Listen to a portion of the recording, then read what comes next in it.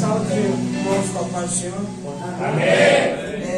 Quem está em pé pode tomar o seu assento nessa noite, com vontade, descanse. Aleluia.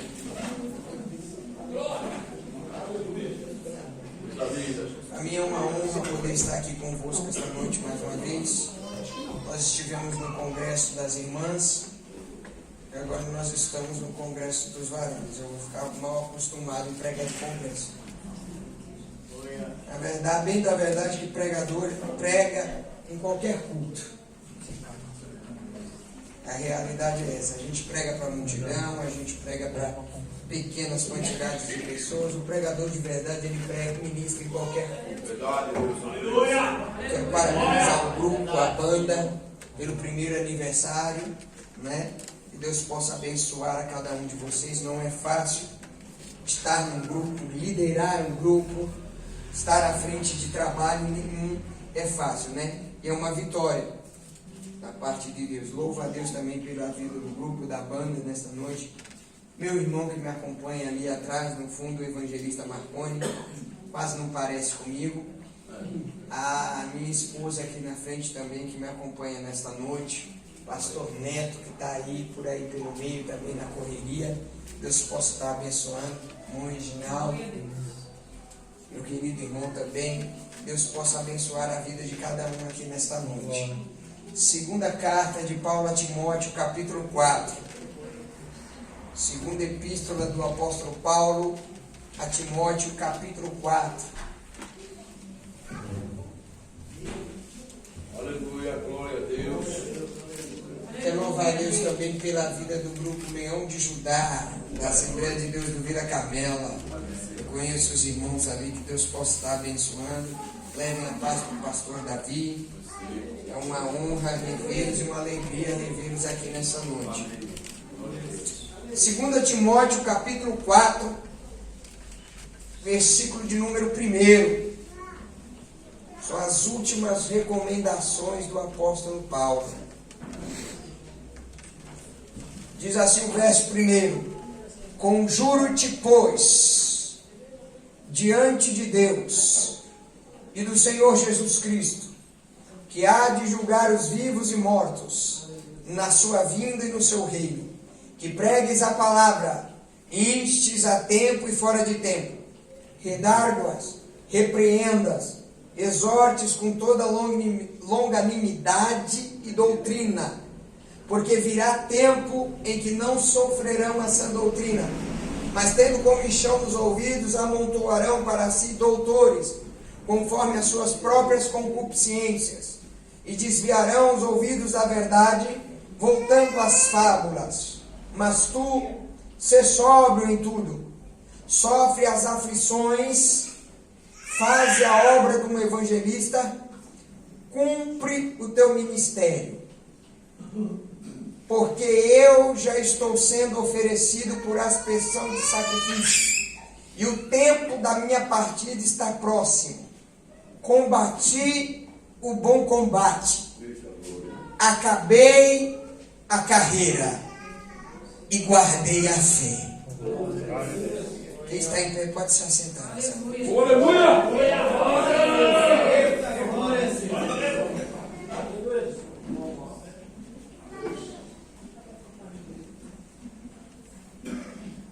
Há uma frase antiga que diz que as últimas palavras de um homem devem sempre ser anotadas,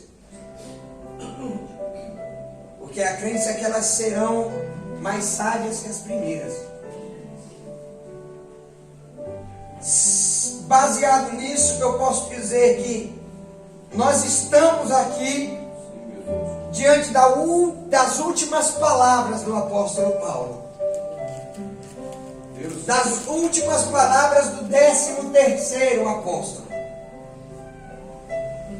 Paulo, ele não era um homem. Paulo, ele era o homem. Paulo foi um instrumento, e a lição, a principal lição que a vida de Paulo nos deixa é interessantíssima. Porque não era para Paulo ser apóstolo. Nós vamos ver isso mais adiante. Paulo não andou com Cristo. Paulo não caminhou com os 12.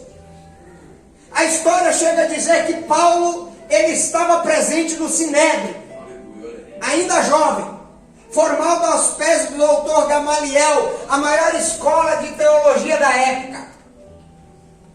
Paulo era um homem que versejava no Antigo Testamento com habilidade. Paulo recebe uma das 72 cadeiras do Sinédrio da época. O Sinédrio tinha toda a autoridade. Ninguém se casava na época sem a autorização do Sinédrio. Ninguém era condenado e julgado sem o Sinédrio. Ninguém era posto em liberdade sem a autorização, o aval do Sinédrio. O Sinédrio presidia e governava a sociedade da época. Eram 72 cadeiras. Uma delas estava sentado o apóstolo Paulo, ou na época Saulo. A bem da verdade que o nome é o mesmo, do grego e do hebraico, Saulo e Paulo. O nome dele não muda. Paulo, repito, ele não andou com os 12. A história diz que Paulo era perseguidor da igreja. O livro de Atos deixa isso muito bem claro. Paulo decidiu perseguir aqueles que seguiam a Cristo. A história chega a dizer que ele não teve a oportunidade, mas na hora do voto de condenar a Cristo, Saulo estava lá e levantou a mão para que ele fosse condenado. O historiador vai mais longe e diz que ele foi assistir Cristo ser crucificado, Cristo ser martirizado. Ele assistiu Cristo ser chicoteado. O historiador diz que ele queria ter o chicote na mão para chicotear a Cristo. Como ele não teve essa oportunidade, Saulo perseguiu a igreja e foi um perseguidor implacável. Atos diz que ele tinha cartas até dos sacerdotes. A história diz que ele pegava as irmãs da igreja, pegava então um cavalo, amarrava o cabelo das irmãs na sela do cavalo e soltava os cavalos pela cidade afora. E só parava quando estava os ossos e a carne, ou os restos da carne. Quando estava o resto do cadáver, Paulo se aproximava, erguia então o cadáver para cima e dizia: olha, Jesus, como eu não consegui fazer contigo, eu estou fazendo com aqueles que te seguem. Saulo, ele foi um homem, porque eu repito que ele não era para ser apóstolo, porque não caminhou com os 12. Ele vai ser questionado acerca disso mais na frente. Eram os 12. Só que a Bíblia vai dizer que o Senhor se aproxima da casa de um gentio, de alguém que não tem sangue judeu nas veias, de alguém que não pertence à nação de Israel.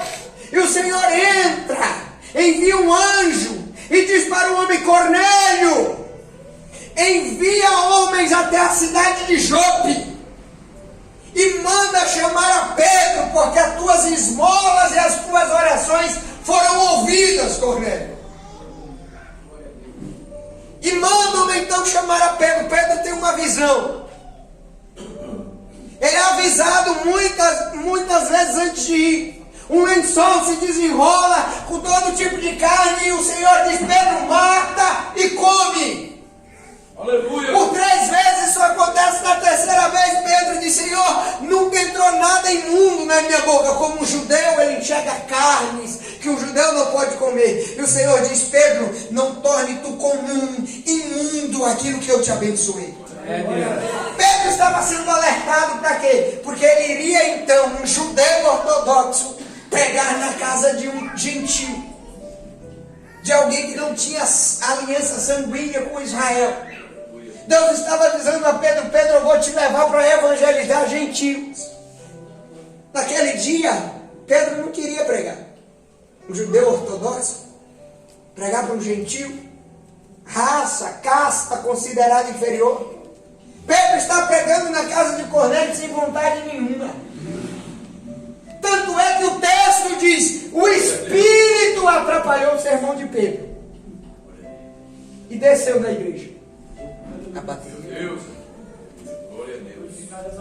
Enquanto Pedro prega, o Espírito desce, interrompe o sermão e batiza todos com o Espírito Santo. E na cabeça dos judeus isso dá um nó. Como é que Deus está escolhendo gentios? Como Pedro não queria? Porque com Deus é assim. É essa a principal lição da vida de Paulo. Se você não quiser, Deus levanta outro. Se você não fizer, Deus vai usar outro. Se você não cantar, outro canta no seu lugar. A obra de Deus, ninguém é insubstituível no reino. Como Pedro não quis fazer a obra, o Senhor desce. E tem um homem, Atos capítulo 9, indo perseguir a igreja, com carta dos sacerdotes, com autorização do povo. E a Bíblia diz: ele me derrubou do cavalo. E eu caí no chão. Atos 9, nós conhecemos a história. Porque Paulo é levantado como apóstolo? Porque Pedro não quis fazer a obra. Porque Pedro não queria ganhar sangue gentil para o reino. Porque Pedro se recusava a aceitar que o Senhor salvaria as demais nações e teria aliança com as demais nações que não fosse a nação de Israel. Pois bem, Deus diz: Pedro, já que você não quer, eu vou levantar outro, porque na minha obra não tem ninguém substituível. Se você não quiser, eu levanto outro, Pedro. Se você não quiser falar, eu vou usar outro. Se você não quiser fazer, eu vou erguer outro no seu lugar. Tem gente na igreja achando que é a última Coca-Cola do deserto. Não, fica tranquilo, se você não quiser, Deus levanta outra pessoa no seu lugar. O nosso pensamento é que Deus precisa de nós. Há um engano, somos nós que precisamos dele. Paulo, ele é erguido para isso. Ele fala para Ananias: ele levará o meu nome diante dos gentios. Paulo, ele separa. Até então o cristianismo e o judaísmo eram um só. Paulo é um instrumento para separar o cristianismo do judaísmo. Paulo é quem chega diante da igreja dizendo: agora não precisa de sangue de ovelha, sangue de bode para levar até Deus. O sangue de Jesus Cristo já é o suficiente. Agora não precisa caminhar até Jerusalém. Paulo diz: o véu está rasgado no meio, nós temos acesso direto à presença do Pai. Agora a alma que pecar não será condenada. Agora nós temos perdão, nós temos um mediador entre Deus e o homem, Jesus Cristo, o homem. Agora a graça se há manifestada. Agora há esperança porque alguém se levantou. Paulo faz essa distinção. E aqui, como pregador, eu deixo um alerta. Por quê? Porque infelizmente as igrejas hoje estão regressando ao sistema judaico. Que pazinho na cabeça, deixa a barba crescer, coloca um talit de oração e fala umas palavrinhas em hebraico. Não, Paulo justamente foi isso, irmão. Ele veio para separar e dizer: não, o cristianismo é outra coisa e o judaísmo é a antiga aliança. Nós estamos regredindo porque se é para colocarmos de volta a arca da aliança, o véu tem que ser colocado de novo, nós não teremos acesso à presença de Deus. Se é para voltar para o sistema judaico, Tiago vai dizer: aquele que obedece à lei e tropeça em um mandamento, ele é culpado de todos. Então nós vamos ter que voltar para o sistema da lei novamente. E Paulo veio justamente para isso. Paulo disse: a lei passou, agora nós estamos na época da graça.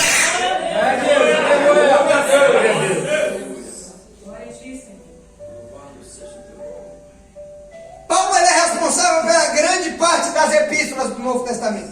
Mais de 70%. Paulo escreve todas as epístolas. A epístola hoje mais respeitada, considerada base da teologia sistemática, a epístola aos Romanos é uma obra de arte. Editoras lançaram livros com o nome de Paulo. Paulo marcou a história para sempre e não foi esquecido. Aqui, as últimas palavras do apóstolo, alertando a Timóteo: Timóteo, prega essa doutrina. Ele estava numa prisão romana, uma masmorra, Eita glória. uma espécie de um pequeno buraco, como se fosse um bueiro. Eu fui pesquisar e dar uma olhada, eu chorei, irmão. A prisão em que Paulo está não dá para ficar sentado, só cabe um presidiário em pé. É redonda como a tampa de um bueiro. De cima da prisão se jogava todos os tipos de dejetos que você imaginar, de lixo a fezes na cabeça do presidiário. Não dá para sentar, não dá para descansar o corpo, só dá para ficar em pé. Da prisão que Paulo sai, chamada de Marmetina, pelo Império Romano, só saía de duas formas. Ou melhor, três.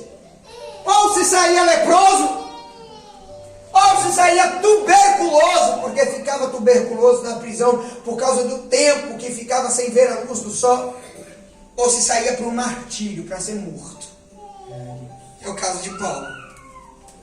Ele mesmo vai dizer no versículo 6, olha, eu já estou sendo oferecido. Paulo sabe que a morte dele se aproxima.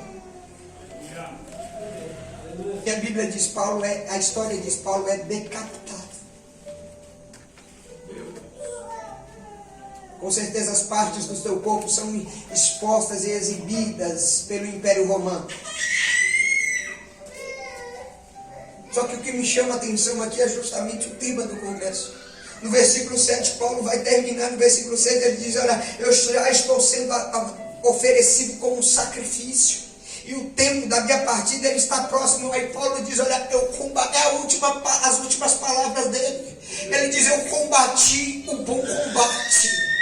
Acabei a carreira, mas eu guardei a fé, eu não perdi minha fé. Glória a Deus. Aleluia. Glória. Um homem que está dizendo isso, irmão, nós vamos examinar um pouco mais o que Paulo está dizendo. Não é qualquer coisa. A palavra que Paulo usa quando ele diz combati o bom combate, a Bíblia grega aparece a palavra agon. Para ser exato, ele usa a palavra agone no grego. Quando ele se refere ao bom combate, por quê? Essa palavra significa uma assembleia reunida para assistir jogos, para assistir combates, numa arena ou num estádio. Paulo era um cidadão romano. Glória a Deus. Como cidadão romano, Paulo conhecia muito bem a cultura da época. E a cultura romana se fundiu com outra cultura, que era a cultura grega. Porque quando Alexandre o Grande, o imperador da Macedônia, morre, então Roma assume. E a cultura grega, na época até então que governava o mundo, é mesclada com a cultura romana. Nós temos aqui a cultura greco-romana. E na cultura greco-romana, na Grécia e em Roma, havia os grandes estádios. As grandes arenas, como o Coliseu, onde as assembleias se reuniam para assistir os jogos. E o bom combate que Paulo está falando aqui, ele está se referindo a uma luta corpórea que acontecia durante os Jogos Olímpicos. Oh, meu Deus, meu Pai, Espírito Santo da glória. Ano que vem é ano de Jogos Olímpicos, né? Vai acontecer na França, na capital Paris. Entre as categorias dos Jogos Olímpicos aparece a luta greco-romana. É essa luta que Paulo está falando aqui quando ele diz eu combati o bom combate. Paulo está usando uma palavra que ele está dizendo assim, eu lutei corpo a corpo. Eu participei de uma luta corpo a corpo. É interessante. A luta greco-romana ela tem dois objetivos. Primeiro, imobilizar o oponente e derrubá-lo no chão, ou sobrepujá-lo. Paulo, em toda a sua vida, ele está dizendo, eu passei a vida combatendo. Paulo está dizendo para nós, ei, a vida do cristão, ela não passa nada mais do que um combate, uma luta diária. Glória a Deus. É o que Paulo está dizendo, a vida do cristão, ela é uma luta diária que nós temos que vencer era todo dia. Efésios, é ele que está falando. Capítulo 6, versículo 2, ele vai dizer: porque não temos que lutar contra a carne, nem contra o sangue, mas sim contra os principados, contra as potestades, contra os príncipes das trevas destes séculos, contra as hostes espirituais da maldade nas regiões celestiais. Paulo está dizendo: eu não estava lutando contra a carne nem contra o sangue. Eu estava lutando contra os principados, contra as potestades. Paulo está dizendo: eu lutei contra Satanás. É dessa maneira que ele veio disfarçado. Satanás é covarde. Ele vem disfarçado. A gente passa o dia, muitas das vezes passamos por ele desapercebido. Ele usa a boca de um, usa a boca de outro, e nós pensamos que são as pessoas. E Paulo está dizendo: não são as pessoas. Abre os seus olhos, essa luta não é contra a carne nem contra o sangue. Glória a Deus. Paulo está dizendo: ele se levantou contra mim. Toda luta há regras. A luta greco-romana há regras. As características da luta: ela é lutada num tablado de 12 metros quadrados, 12 por 12. É interessante. Por quê? Porque no colégio apostólico do Senhor só havia 12. E é levantado mais um. Ele é o 13º. Quando ele é erguido e as cartas, e ele começa a fundar a igreja mãe, a igreja sede, chama Paulo para uma conversa. E é Pedro que vai falar com ele junto com o colégio apostólico. Os 12. E vão questionar Paulo: quem te levantou como apóstolo? Quem foi que te ungiu? Quando foi que tu andaste com o mestre e ouvistes as palavras do mestre? Ai, eu amo, irmão. Por quê? Porque ele vai se defender perante a igreja. Infelizmente, a maior parte das perseguições que nós sofremos não é lá fora, é dentro da igreja. É verdade. É com aqueles que dão a paz do Senhor pra gente. É Deus. Que toma ceia conosco. É verdade. Que aperta a nossa mão. São os primeiros a duvidar. Ah, irmão, como é isso? Eu vou te mostrar na Bíblia. Quem vendeu José como escravo não foram os estranhos, foram os irmãos dele. Olha aí. No meio dos 12, o único discípulo que era parente do mestre era Judas, que era da tribo de Judá, a mesma tribo que o Senhor. O profeta Zacarias vai dizer: o meu amigo íntimo levantou contra mim o seu calcanhar, falando de Judas. Aí Paulo vai se defender, segundo aos Coríntios capítulo 11, ele diz: vocês são apóstolos? Aí no versículo 30 ele vai dizer: se eu vou me gloriar agora diante de vocês, eu vou me gloriar nas minhas fraquezas.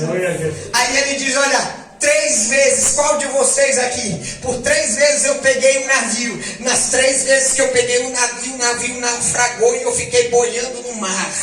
Na última vez eu fiquei boiando 24 horas um dia e uma noite no mar, desidratando, cercado por feras selvagens, mas continuei pregando o evangelho. A vez que eu fui pregar na cidade, me pegaram, me apedrejaram, eu me fiz de morto, me jogaram de cima da muralha, lá embaixo eu levantei e continuei pregando o evangelho. A vez, aleluia, que me pegaram na cidade de Filipos, quando eu estava juntamente com Silas, eu expulsei um demônio, colocaram a gente lá na prisão interna, e à meia-noite eu e Silas, depois de levar uma surra, umas chicotadas, nós começamos a adorar a Deus à meia-noite, e as prisões começaram a se abrir. Paulo diz: da mesma forma que Cristo sofreu, eu sofri uma quarentena menos uma. Cristo, é ele explicando. É ele explicando para a igreja. Jesus, ele sofreu uma quarentena. Paulo sofreu 5 quarentenas, 5 surras.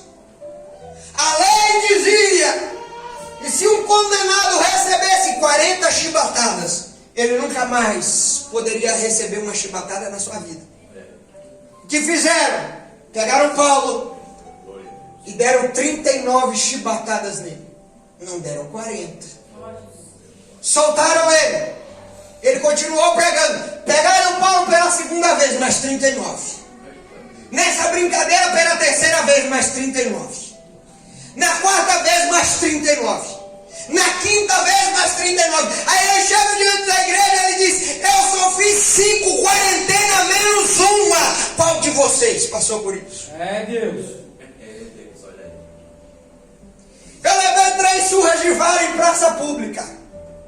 Eu passei fome, passei frio. Enfrentei falsos irmãos da igreja. Enfrentei os judeus dentro da igreja querendo judaizar a igreja. Enfrentei as heresias dentro da igreja querendo dominar a igreja. Eu padeci para o evangelho. Por isso que ele vai dizer: eu vou me gloriar nas minhas fraquezas. Glória a Deus. Aleluia. Paulo, se eu e você pudéssemos abraçar a surra que ele levou, o flágelo, o azorrague de Cristo, quando batia arrancava pedaços de carne e ficava para sempre. Se eu e você fôssemos abraçar ele, os dedos entrariam nos buracos das surras de Paulo, porque ficava para sempre marcado. É forte, meu Deus.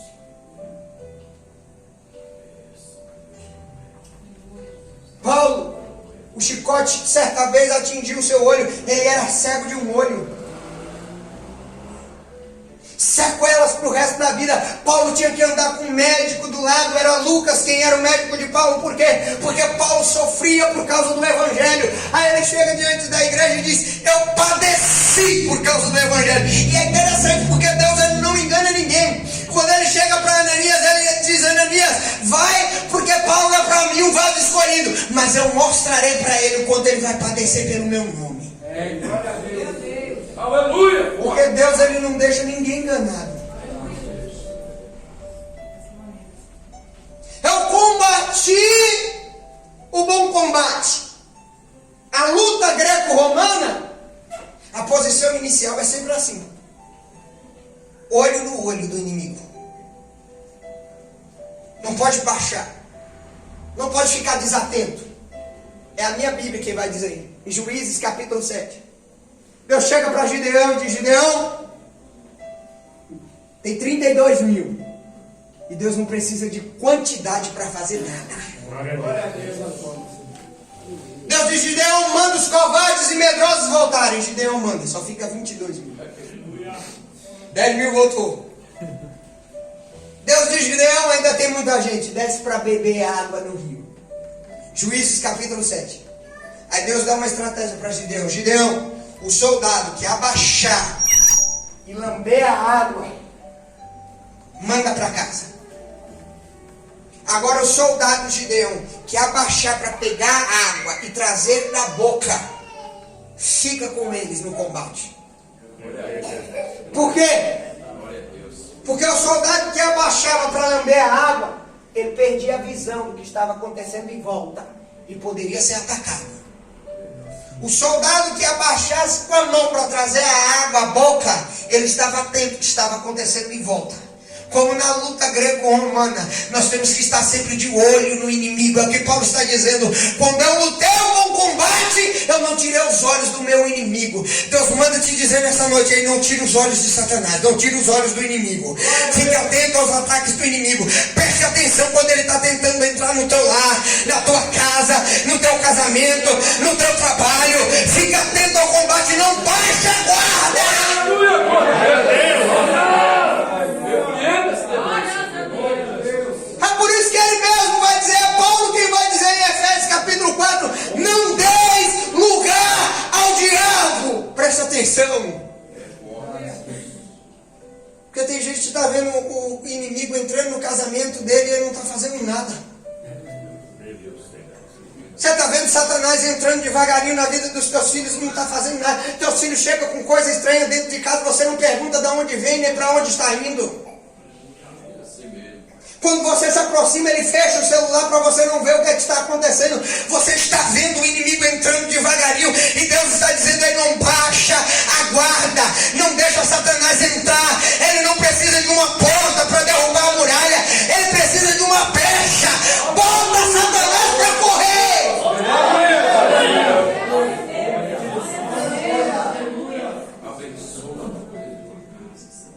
Eu combati o bom combate.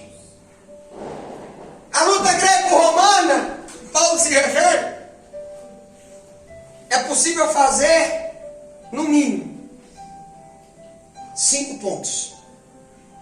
Um de cada vez na luta. Cada golpe, cada estratégia pode valer 1 ponto. De 1 a 5. Primeiro ponto. O número 1 na Bíblia representa o nosso Deus. Ele é único. No primeiro mandamento ele mesmo diz: Israel, só adorem a mim e não a outra coisa. E Satanás ele é especialista em tentar colocar outra coisa no lugar de Deus no nosso coração.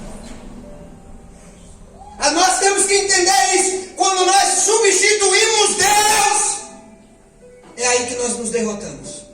É aí que nós seremos derrotados. Quando nós colocamos outra coisa no lugar de Deus, infelizmente nós temos levantado os nossos ídolos. Tem gente que colocou, eu vou falar em tese, tem gente que colocou o carro no lugar de Deus. Eu entendo que é cuidado, eu entendo que é zelo, mas existem casos que nós estamos extrapolando. Ele ora e diz: Deus, me dá um carro para ajudar na obra. Aí Deus abençoa e ele ganha o carro. No dia de chuva ele passa pela irmã, molha ela com a poça de água, mas não para dar carona. Eu sou um pregador prático, irmão. Você não quer que Deus fale com você? Deus está dizendo: então por que você me pediu para lhe dar um carro? Aí Deus sabe o que ele faz? Quando ele vê que a bênção está te estragando, ele tira ela. E aí lá atrás está escrito: propriedade de Jesus Cristo. Ele escreveu isso, mas no trânsito ele é especialista em ofender os outros. E atrás do carro está escrito o nome de Jesus. Não, no meu carro eu não carrego mais de 4 pessoas, porque a mola, porque isso, porque aquilo, porque eu gasto manutenção. Meu irmão, para com isso. Coloca os crentes até se possível em cima do teto dessa bodega. Da mesma maneira que Deus te deu um, Ele pode dar outro da mesma maneira. Carro daqui a 5 anos vai passando de validade, as peças vão sendo trocadas, mas Deus não pega a oportunidade. Pare de idolatrar as coisas.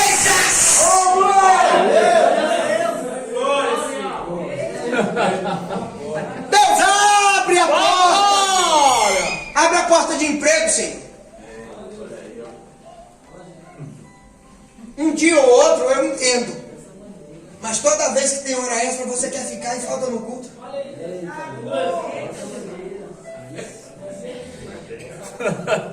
Ô glória! Aí não acontece nada, mas eu faço tanta hora extra, o salário não me aumenta o salário, não me mudam de cargo. A questão é que você está priorizando a coisa errada. Aquilo que você quer está na mão de Deus e não na mão das pessoas. Ô glória! Aleluia! Tem gente idolatrando o casamento. Deus nos abençoa assim. Ele disse que não é bom que o homem esteja só. Disse, mas entenda, irmão, você não vai morrer por causa de ninguém. Tem gente exagerando demais. Eu morro sem você. Não, a gente morre sem Jesus Cristo, mas sem as pessoas não. As pessoas dá para substituir, porque as pessoas hoje, quando terminam um relacionamento, se matam o cônjuge. Não, irmão, não coloque nada no lugar de Deus. Deus está te dizendo de maneira clara nessa noite: não me substitua no teu coração por nada. Eu sou mais importante que a tua casa. É por isso que ele diz: aquele que amar o pai ou a mãe mais do que a mim, ele não é digno de mim. Ô glória! Ele chega para Abraão e diz: Abraão, eu quero uma coisa tua. Eu sou mais importante, Abraão. Gênesis 22. Senhor, então eu quero teu filho. Eu quero que você me mostre que eu sou mais importante que o milagre, Abraão. Eu quero que você me mostre que a promessa, que a tua geração não é mais importante que eu. Sobe o Monte Moriá e oferece Isaac a mim, Abraão. O que chega na nossa mão não pode substituir Deus de maneira nenhuma. Tem gente que está no culto, ele está no culto, mas está pensando no carro, no estacionamento. Pelo amor de Deus, irmão, se liberta. Ô glória! Tomar mais fundo. Só vive com uma flanelinha limpando o carro.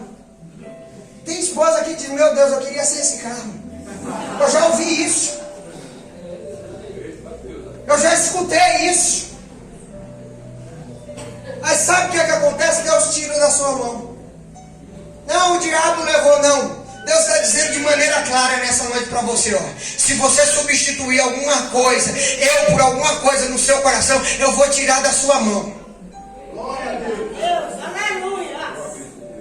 Porque o nosso Deus, já foi dito isso aqui. Davi chega e diz, Deus, Salmo 51, eu peguei. Davi diz, leva o meu nome da história, leva o reino, me humilha diante dos meus inimigos, leva as mulheres, leva a fama, mas não retira de mim o teu Espírito Santo, Senhor. Tira de mim o Espírito Santo e não retira o teu Espírito. A coisa mais preciosa para nós tem que ser Deus, irmão. Eita glória! Não tem cantor, não tem cantora, não tem famoso, não tem famosa que substitua o nosso Deus. Eu vou falar como pregador aqui. Tem pregadores e cantores que eu amo, eu gosto. Eu gosto de ouvir, eu gosto de cantar. Foi cantado um louvor aqui que eu ouço desde pequeno, eu amo. Mas ninguém substitui Deus no meu coração, irmão. Não tem pregador, não tem cantora, não tem famoso, não tem famosa, não. Eu só é por isso que Deus disse, olha, só se curvarás diante de mim.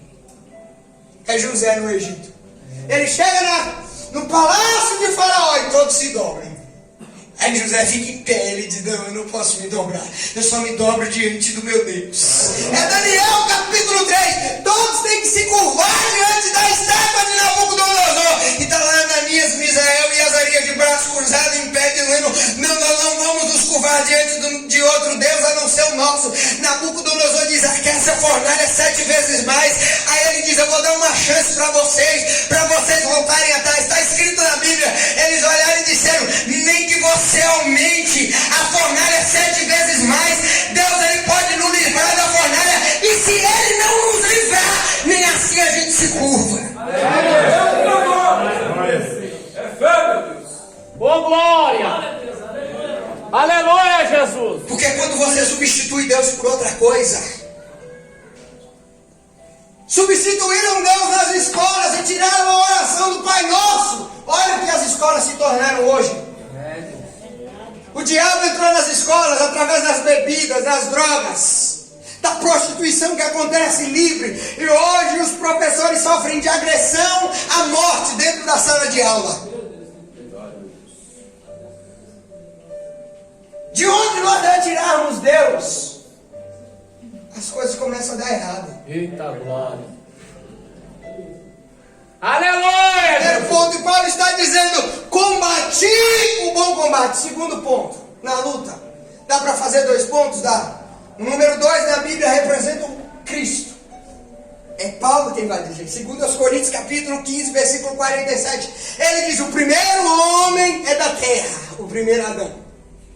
Mas o segundo homem, o número 2, o segundo homem é espiritual, é o Senhor do céu. É o que Paulo está dizendo, o primeiro Adão, ele foi derrotado no jardim do Éden. Mas o segundo Adão, ele venceu o diabo no deserto. O primeiro homem foi derrotado diante de uma árvore, mas o segundo homem foi crucificado numa madeira de árvore e venceu a Satanás em cima dela. O primeiro homem foi enganado por Satanás, mas o segundo homem disse, vai-te, Satanás, porque está escrito, Jesus estava dizendo, você não me engana.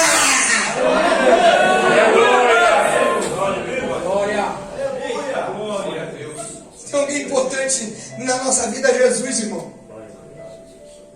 Ele não nos abandona, ele não nos deixa. Ele é o único no momento de desespero que está sempre lá. Pare e analise a sua história. É Paulo terminando a vida. E ele está analisando nos momentos de aflição, quem esteve lá era Cristo com ele. No último dia do julgamento, ele mesmo vai dizendo dos finais dos versículos: todos me abandonaram, só o Senhor me assistiu. Glória a Deus. Aleluia. Terceiro ponto. Número 3 na Bíblia, ele fala da crucificação. Glória. É ele quem vai dizer em 1 Coríntios capítulo 6, versículo 14: ora, Deus que também ressuscitou o Senhor, nos ressuscitará a nós pelo seu poder. Glória a Deus. A maior vitória que nós temos na igreja, a maior bênção, o maior milagre que existe na igreja, não é casa, não é carro, não é prosperidade. A maior bênção que existe na igreja é a salvação, e dela nós não podemos desapropriar, e dela nós não podemos trocar por nada. Viver nessa vida pode ser uma coisa boa, mas a maior esperança da igreja não é carro, a maior esperança da igreja não é casa, a maior esperança da igreja não é prosperidade, a maior esperança da igreja é aquilo que Paulo vai dizer: e nos últimos dias tocará o alarido, a voz de arcanjo, e o Senhor arrebatará a sua igreja da terra, e nós nos encontraremos com ele nos ares. Glória a Deus. É isso que aquela guerra em Israel está anunciando, que o Senhor está próximo, a vinda dele está perto. Eu creio. Aleluia. 4. Número 4 na Bíblia, ele representa direção. São 4 os pontos cardeais: norte, sul, leste e oeste. Paulo, em todo momento da sua vida, ele não era guiado pela própria vontade. Ele é guiado sempre pelo Espírito de Deus. É ele que vai dizer, Atos capítulo 16, versículo 7 ao 9, ele diz que quando chegaram a Mísia, eles intentaram ir para a Bitínia, mas o Espírito Santo não permitiu. E Paulo teve de noite uma visão, e um homem se apresentava na Macedônia dizendo: ei, atravessa a Macedônia, Paulo, e ajuda-nos. Aí o versículo 9 vai dizer: e logo depois dessa visão procuramos partir para Macedônia, concluindo que o Senhor nos chamava para anunciarmos o Evangelho. Paulo era guiado pelo Espírito. Era Deus quem direcionava os caminhos de Paulo. Era Deus quem era o mapa, a bússola, quem levava Paulo à direção. Deus está perguntando para você nessa noite: quem é que tem dado direção à sua vida?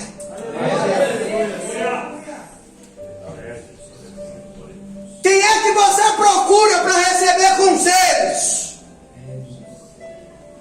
O colega de lá de fora que trabalha com você, que não serve ao mesmo Deus que você? Ou você procura o Senhor? Quem é que tem dado direcionamento aos seus caminhos? A nossa bússola é o Senhor. Quinto ponto. Dava para fazer 5 pontos da luta. 1 Coríntios capítulo 9, versículo 16, o número 5. Porque se anuncia o Evangelho. O número 5, ele representa responsabilidade na Bíblia. Porque Deus, ele não dá nada a ninguém sem responsabilidades que venham juntas. Paulo vai dizer em 1 Coríntios 9, 16: porque se anuncia o Evangelho, não tenho do que me gloriar, pois é me imposta essa obrigação, essa responsabilidade. E ai de mim se não anunciar o Evangelho. Paulo está dizendo: eu sou um grande pregador, mas é uma responsabilidade, eu não posso parar. Eu tenho que anunciar. Deus me deu talentos, mas Ele me deu responsabilidade. Glória a Deus. Então, eu vou te dar um conselho nessa noite: tome muito cuidado com aquilo que você pede para Deus. Tudo aquilo que você pedir virá com responsabilidade junto. É bonito ver a festa de um grupo, mas tem responsabilidade. Tem dia de ensaio para vir.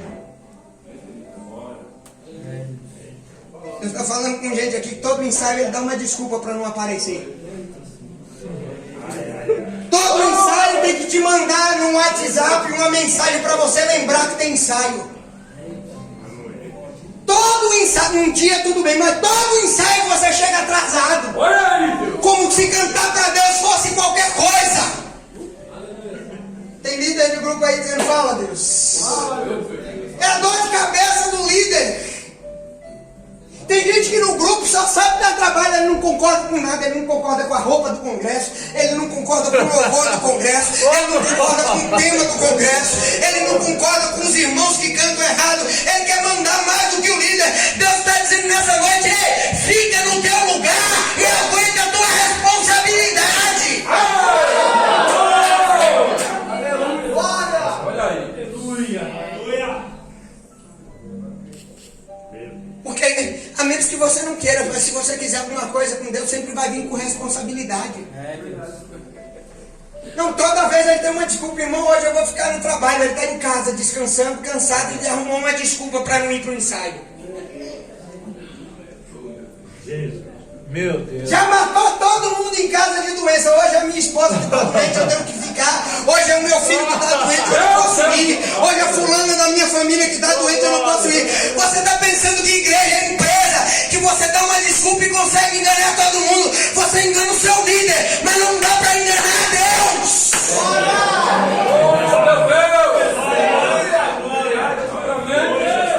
Você não queria que Deus falasse?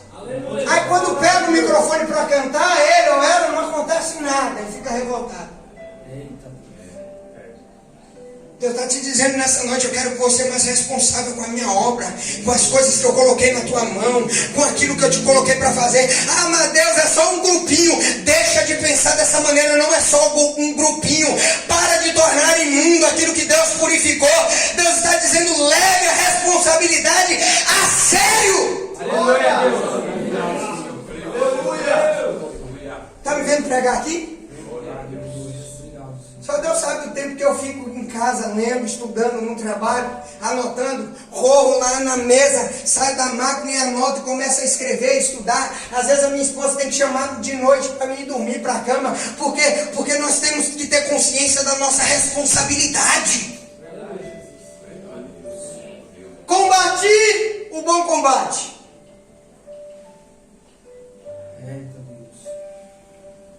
Um lutador, ele pode ganhar a luta com 10 pontos na luta greco-romana. Ele pode fazer 10 pontos de uma vez e a luta se dá por vencida. Paulo, é ele quem vai dizer. Por quê? Porque o número 10 na Bíblia representa perfeição. 2 Coríntios capítulo 12, ele vai orar, porque ele está se achando cheio de defeitos e de falhas, imperfeito. O número 10 é a perfeição. No capítulo 12 de 2 Coríntios, ele se sente perfeito. Ele diz: eu orei 3 vezes. Na terceira vez o Senhor me respondeu. 2 Coríntios capítulo 12, versículo 9. Porque Paulo estava se achando cheio de defeitos. Ele disse que estava mais inclinado à carne, que aquilo que ele não queria fazer, ele acabava fazendo, mas o bem que ele queria fazer, ele não fazia. O Senhor desce sobre Paulo, 2 Coríntios 12, 9, e ele diz: Paulo, a minha graça te basta, porque o meu poder se aperfeiçoa na fraqueza, Paulo. Deus estava dizendo: eu não quero você perfeito. Eu já sei quais são os seus defeitos, mas mesmo cheio de defeito, eu te escolhi da maneira que você é. Quem é especialista a apontar defeito é o homem. Atos 9. Estou sendo extremamente paulino aqui hoje. Atos capítulo 9. Deus diz: Ananias, vai até a rua chamada direita. Eu estou falando que as pessoas adoram apontar defeito. A gente canta, aponta defeito no playback, aponta defeito na sua voz, aponta defeito na sua roupa, aponta defeito na tua maneira de pegar no microfone. Oh, glória. Aí Deus diz: Ananias, vai até a rua chamada direita, e na casa de Judas tem um homem lá chamado Saulo de Tarso. Vai orar por ele. Deus. Ananias para, eu imagino, tranca a porta e diz: Senhor, vamos conversar. Leia o texto depois. Senhor, já ouvi, ele vai falar dos defeitos de Paulo para Deus. Senhor, eu já ouvi falar desse homem. É perseguidor da igreja, é assassino de cristão, ele tem autoridade do sacerdote. Paulo faz isso, Paulo faz isso, Paulo diz isso. Deus deixa Ananias falar. Deus vai dando corda. Deus é aquele que ama. Quando as pessoas adoram acusar os outros, Deus vai dando corda. Quando Ananias termina, Deus olha para Ananias e diz: Ananias, vai, porque ele pode ser cheio de defeito, mas ele é para mim um vaso escolhido.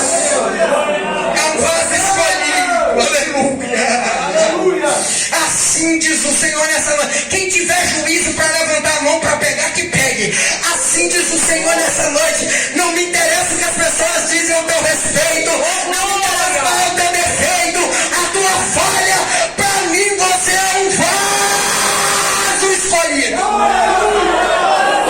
E ponto final. Deus não está interessado nos teus defeitos, Ele já sabia antes de te chamar. Combati o bom combate. A finalização dada com a vitória. Meu tempo está se esgotando. A luta poderia acabar com a finalização. Qual era a finalização? Era imobilizar o inimigo no chão. A luta greco-romana. De barriga para baixo. Só que nós, no nosso combate, é Ele quem vai dizer em Romanos capítulo 8, versículo 37. Ele diz, não interessa como o inimigo se levantou.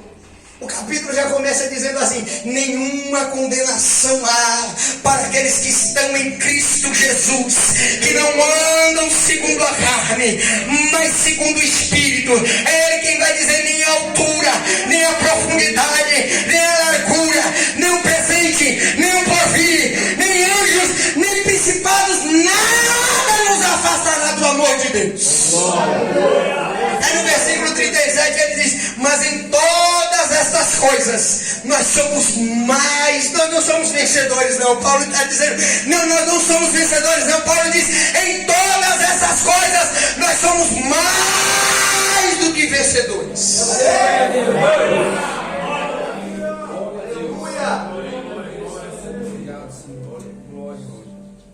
Eu vou terminar aqui, para não te ser cansativo. Fica de pé comigo.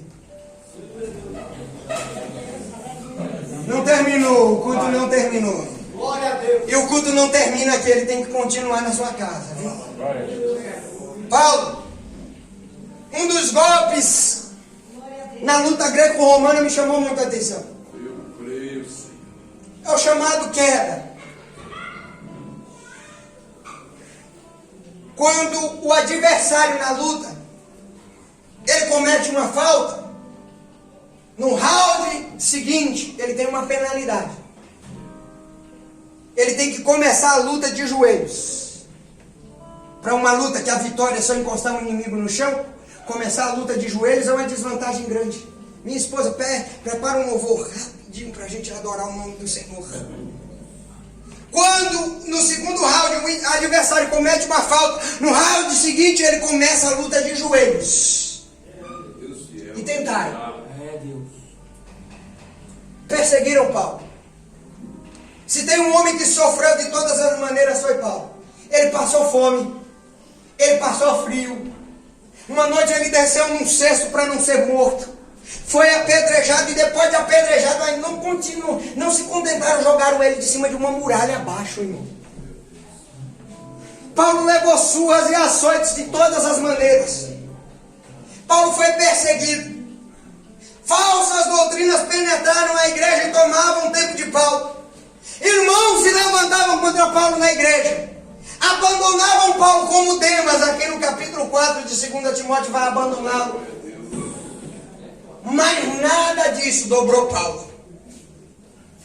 Aí é ele quem vai dizer em Efésios, capítulo de número 3, lá pelo versículo de número 10, ele vai dizer, olha, nada me colocou de joelhos, mas ele vai dizer, por esta causa, nada me dobrou, nenhum sofrimento e nenhuma perseguição me dobrou, mas em Efésios 3 ele vai dizer, por esta causa eu me coloco de joelhos, não diante de Satanás, mas diante do nosso Pai, perante o nosso Senhor Jesus Cristo, para que vós conheçais a causa e podeis compreender a altura, a profundidade, a largura e o comprimento do amor de Cristo. Só para o plebeio dele. Sabe o que Deus está te dizendo nessa noite, hein? Eu sei que a luta está difícil, mas continua. Não, eu vou dizer isso aqui de maneira clara. Deus estava me dizendo aqui de pessoas que dizem, Deus, eu vou desistir. Pode soltar o playback dela quando estiver pronto. Deus, eu vou sair dessa igreja. Eu vou sair desse grupo. Meu Deus. Esse é o último congresso que eu participo, essa é a última visita que eu faço. Eu vou sair desse grupo, Deus. E Deus está dizendo, não faça isso. Mas o grupo é pequeno, Deus está dizendo, não faça isso.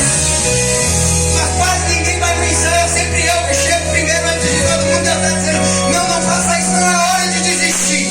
É para continuar no combate. Pelo nome. E quem está falando não é qualquer um, não. Outros me conhecem só. Quem está falando aqui hoje não é teu tio. Alguns Não é teu avô que está falando. outros de longe. Com licença, eu Ele vai se apresentar para você agora. me Para ele perceber. apresentar. Ele não é teu Quem tio. eu sou aquele que te ouviu chorar. Eu sou o único que escolheu ficar, amigo confidente, o pai que sempre sabe te aconselhar. Mas conhecido como Yeshua, o pão da vida, Jeová Rafa. Eu sou a luz do fim do túnel, a força quando a tua É a tua força quando a sua acabar. e se precisar, é só chamar. Ele não é teu avô. Não preciso de falar Ele é teu pai. nada.